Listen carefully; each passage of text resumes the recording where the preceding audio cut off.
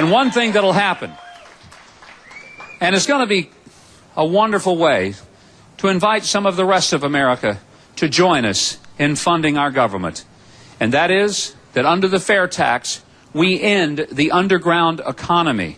Many of you today, you're not just paying your taxes, you're paying yours, and you're also paying all the taxes for the drug dealers, the prostitutes, the pimps, the gamblers, and all the illegals who live under the table and don't even operate in the economy you do. Well, welcome to the real world, rest of America. Join us in the fair tax.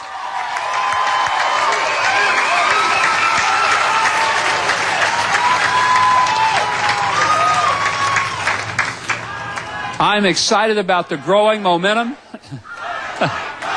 I like you too. I'm excited about the growing momentum that exists in this nation for the fair tax. I find the only people who don't like it are the people who are the tax lobbyists in Washington, some 35,000 of them, who make a pretty good living creating winners and losers out of the current tax code. What makes the fair tax really, frankly, very, very palatable to most Americans is that no longer does the government get to pick the winners and losers. Hard-working people win. People who don't want to work, they won't. That's how the economy is supposed to work. And it will work that way under a fair tax. And you won't be penalized for working. You won't be penalized for savings. You won't be penalized for making investments. You won't be penalized because you're trying to do better for your family.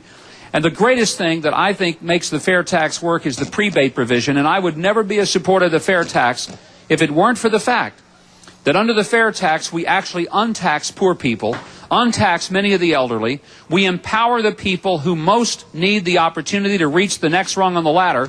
But it also is a system that doesn't seek to make rich people poor. It just gives people who are poor a chance to finally maybe have a shot at getting a little better off and one day being rich themselves. And there's nothing wrong with that.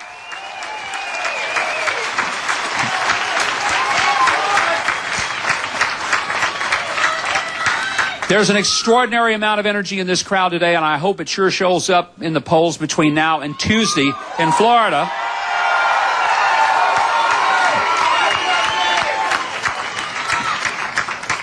And I want to tell you something. You've already voted for me? You're a good man. This man down here on the front said he's already voted for me, so I can say whatever I want to him. I can't lose his vote. The good news is, sir, you've already voted for me once, but this is Florida. Would you go back and vote 2 or 3 more times? We aren't finished until we've counted your vote at least 4 more times.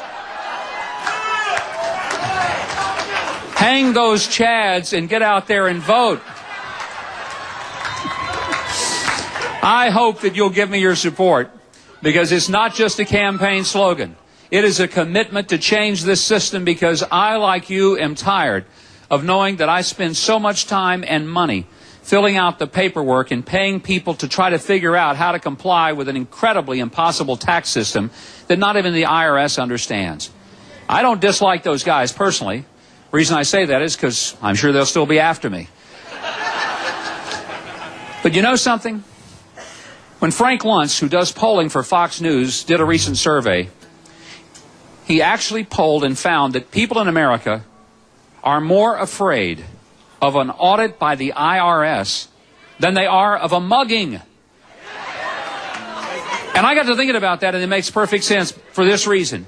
If you get mugged, it only lasts a few seconds.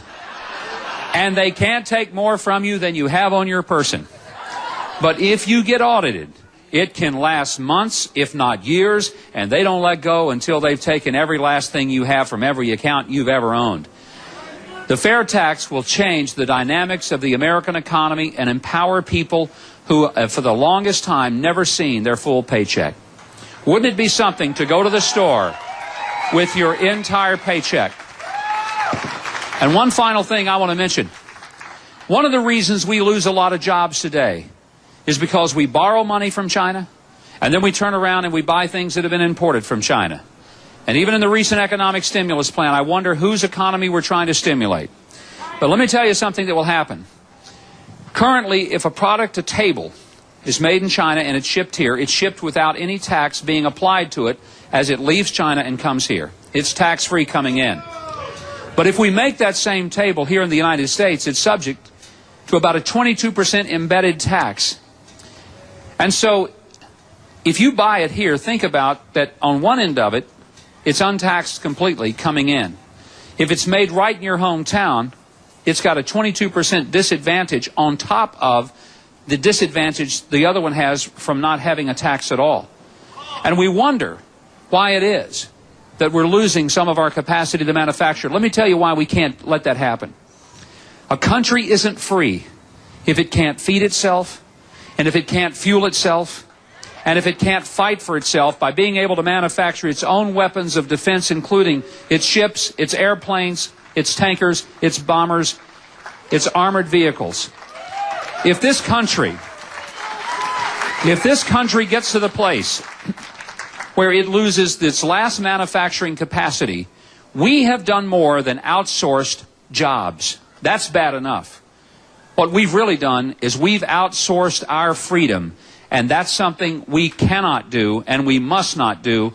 And fair tax gives us a chance to keep and bring back jobs, make us competitive, and keep us free. Ladies and gentlemen, join me in saying no to the IRS, yes to individual freedom, yes to the capacity to drive your own future. And I hope you'll join me in that quest between now and Tuesday throughout Florida and then across the rest of the nation.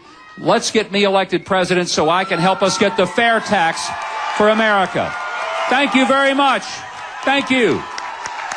Thank you.